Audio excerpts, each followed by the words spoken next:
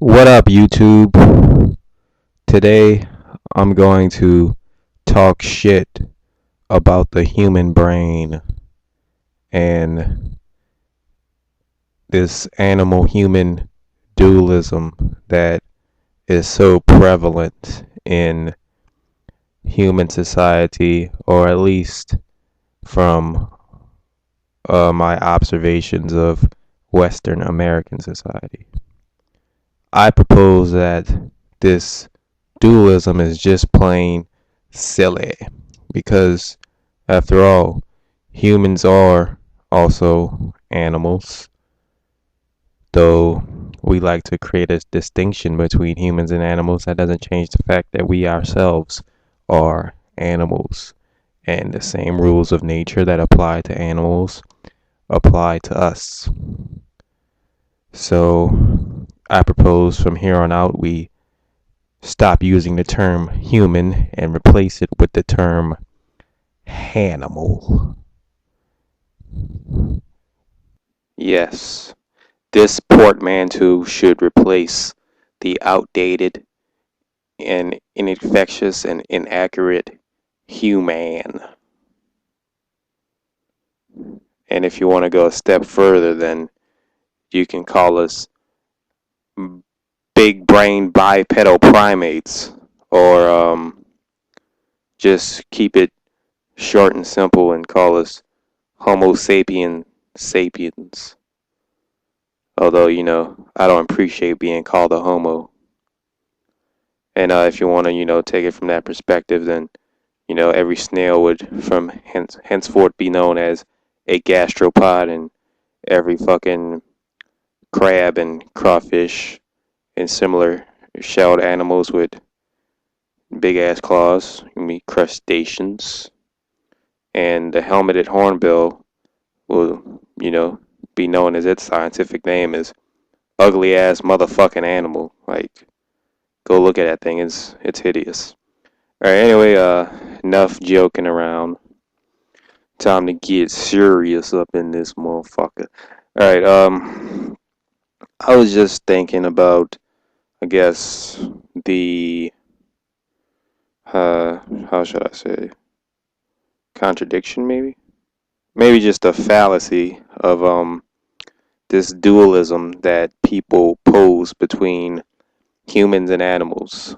People talk as if humans and animals are two separate, distinct things, which I refute.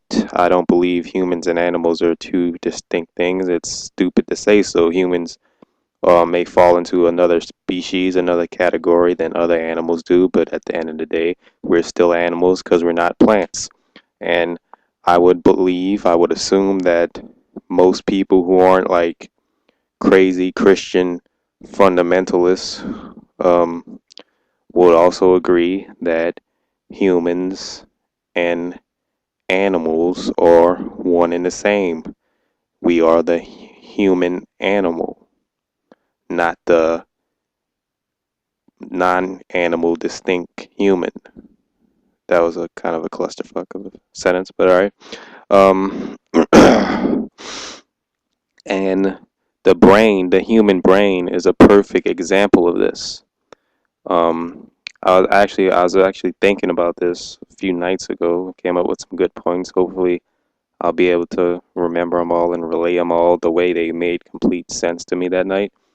Uh, First, I'd like to say that, well, the human brain is, whether you're a Christian or not, whatever, because evolution has nothing to do with God at all. By definition, all it says is organisms change over time. Then the human brain itself, I think, is um, a very plausible evidence for evolution.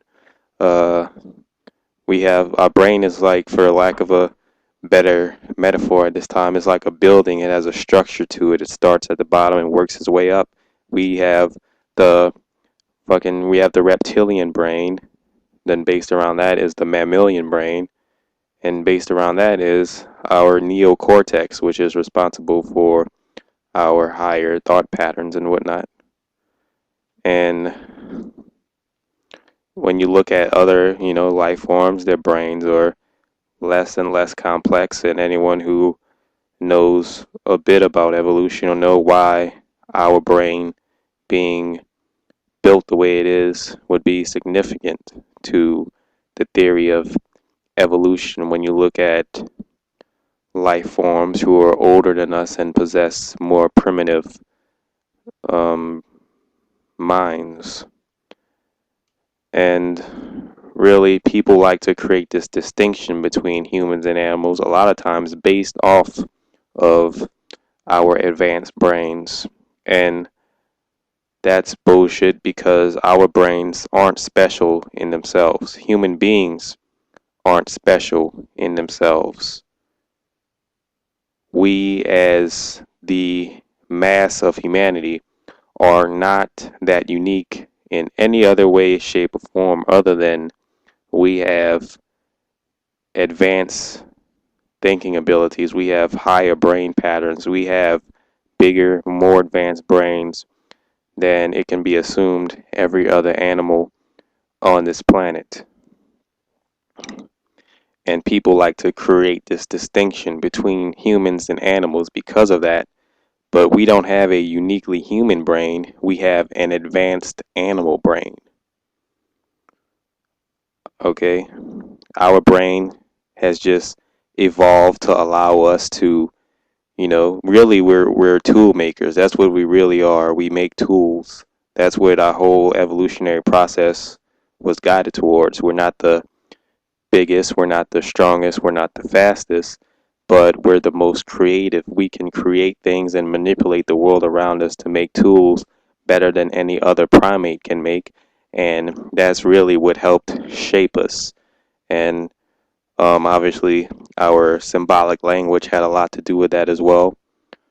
No other species of animal that I'm aware of has a symbolic language, but I plan on doing linguistics, so maybe that'll change after, I take a few classes and learn a bit about that. But as far as I know, we're the only ones with symbolic language, definitely the only ones with this advanced form of symbolic language that allows us to relay facts and knowledge and ideas the way that we can relay it and, improve upon our tool making prowess. And really, you can't make a huge distinction between the actions of animals and the actions of humans. Some people like to, say that human beings possess consciousness and animals don't. Uh, I'm not sure if, to be honest, I'm not really sure if I buy that because I don't know. I haven't bothered to research it that much. Maybe there's been like some scientific research that shows that human beings have this consciousness and are aware of their impending death, and animals don't. But like at least from an observational point of view, I don't see how that's entirely plausible because I mean, if you're driving down the street and a cat's in the middle of the road, the cat runs out of the road to avoid being hit by the car. Does it do that off of pure instinct? Like, just because it's been evolved to run out the way of a car? But if it's not aware of its own or if its own mortality, why would it run out of the road to begin with? Why wouldn't it just stand there like a stupid zombie and get rolled over and smushed if it has no conscious awareness of life and death and only acts upon instincts?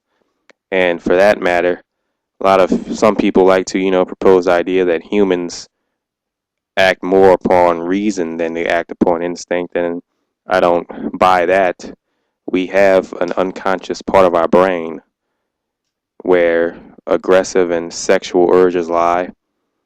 And so, who's to say when we are and are not in control, even using reason, we probably are guided by underlying instincts that all other animals have on this planet.